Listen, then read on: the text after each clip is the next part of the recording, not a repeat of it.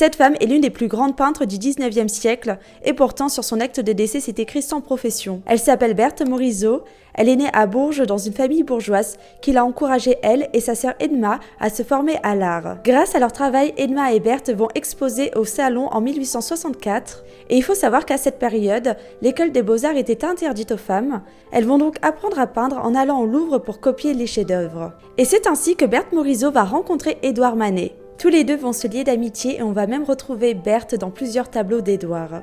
Au final, Berthe va épouser le frère d'Édouard Manet qui est Eugène en 1874 et Eugène Manet va fortement encourager sa femme à continuer son projet artistique. Cette même année, Berthe sera la seule femme à exposer à l'exposition des impressionnistes. En ce qui concerne ses œuvres, elle va beaucoup peindre des femmes, comme on peut le voir dans ses tableaux, Le berceau, Jour d'été, Femme à sa toilette.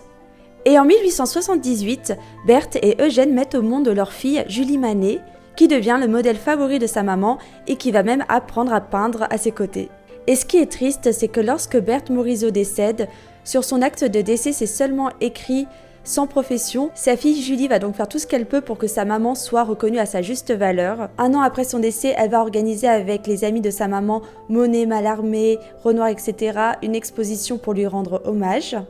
Et tout au long de sa vie, Julie va consacrer toute son énergie pour que les œuvres de sa maman soient représentées dans les musées. Si tu as appris quelque chose, abonne-toi!